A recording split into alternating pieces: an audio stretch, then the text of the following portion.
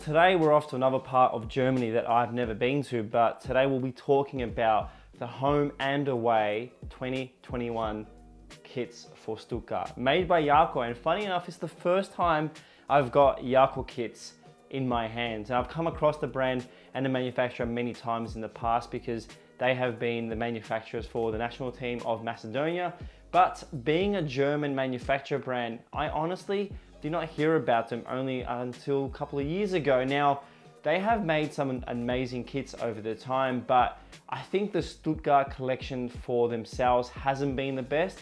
But honestly, out of the few that they have done, this is probably the best combination of home and away. Now, looking at both the kits in hand, again, something I do realize in a lot of the club crests in today's time, mainly 2020 onwards, is that there's a lot more detail in the crest themselves. And something that a lot of us collectors do like about the football jerseys of the eras of, say, 90s and 80s is that there was a lot more detail to the actual item than there is in some of the modern time kits. And by that I mean, if you look closer at a kit, you will see that there's a reflecting sort of surface on most of the kits, and honestly these two are evidently one of the two that I've seen bring that detailing back. And that of course was really sort of evident in the Umbro kits a lot during the 90s and early 2000s. I think we noticed a lot in the Man United or even the Inter Milan fit guard top that I have in my collection. You can honestly see the details, and both of these kits do have that in them. Now, Jako has been a German manufacturer since 1981, and they finally have taken the reins at Stuttgart for the past few years. And something I do like about the material is that both the home and away do have a nice stretchy feeling to them. So this is a fan version, but I can just imagine the players version. I have not seen a players version, so I can't really compare, but already the one thing I do like about the Jako kits is the stitching on the kit itself.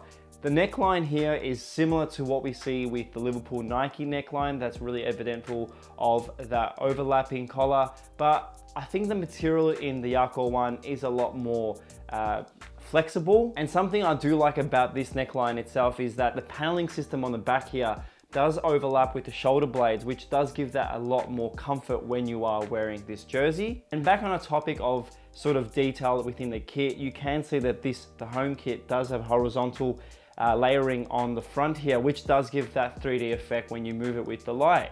And not only does the Stuttgart crest here have a lot of detail, which I'll show you some close-ups now, but the Jako badge itself, again, is also detailed. And it just shows how perfected this kit is in smaller ways.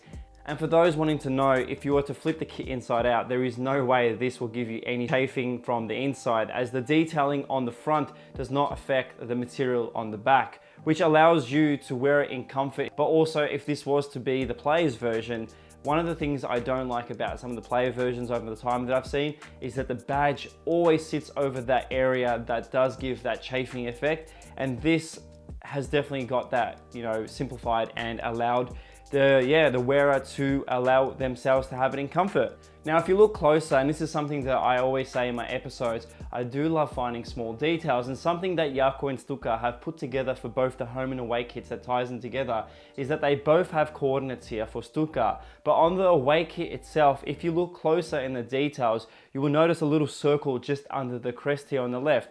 And that is actually the Stuttgart Stadium. The entire map of Stuttgart is sort of spaced out on the away kit, which again is a great little tie-in to those coordinates. Putting these kits side by side, honestly, I do think that these two work well together. The neckline on the left here on the away kit isn't my favorite, as it's a wider open neck, which gives it a bit more or less of a tighter fit, while the home neckline is my favorite. The only thing I would definitely change about these two kits is the sponsorships. Look, as much as the Germans love their Mercedes logo, I think the font or the text itself would work better than having that badge there. And even so, with this one being monochromatic on all three, the Holy Trinity, as we mentioned on this channel, I do believe that the Mercedes having that 3D effect of the silver and gray gradient does ruin the kit for me. I honestly believe if it was just the font or the text, it would be a much more stronger kit, or even remove the font entirely and just have that Mercedes star on the front. Like all manufacturers, each kit does have an authentication tag at the bottom, either a number or just a print that states that this is authentic material from that manufacturer.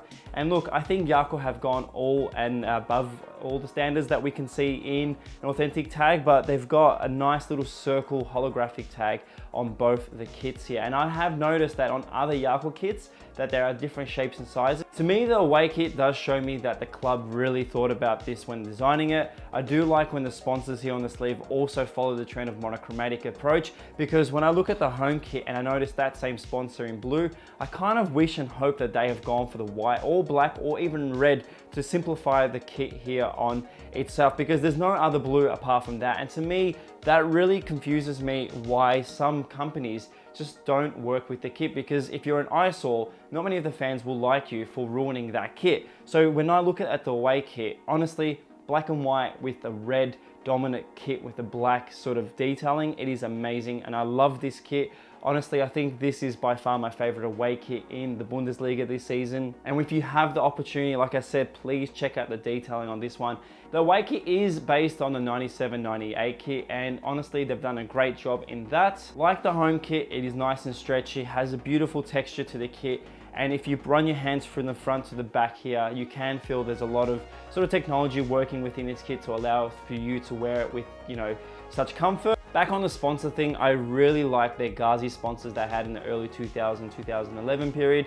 I would have loved to have seen something more simplified, I said before, but all in all, the away kit and the home kit are great kits for a club like Stuttgart, and I do hope to see a lot more creative designs for the club in years to come with Jako. There's not really much I can change about them apart from, like I said, the sponsors and smaller details. But again, if you are interested in these two kits today, they are given to me by the wonderful team at Ultra Football. Again, they have given me so many kits over time to talk about, because talking about football shirts is always hard when you have to check them out. But honestly, having the opportunity to see these kits in person does allow me to get to know the kits a lot more. So thank you to them. Well, Stuttgart aren't the only German team to be alongside Jako. There is Bayer Leverkusen, which will be reviewed in a future episode to come.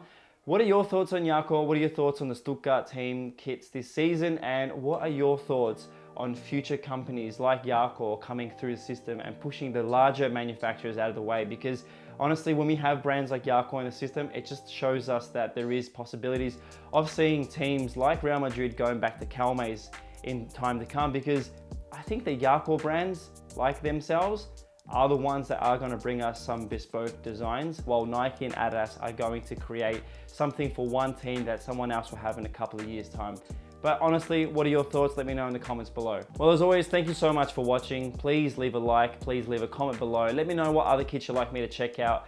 And if there's anything you want me to talk about when I review a kit, please let me know in the comments below. But as always, please stay safe, stay away from stupid people, and I'll see you in the next episode. Thank you and goodbye.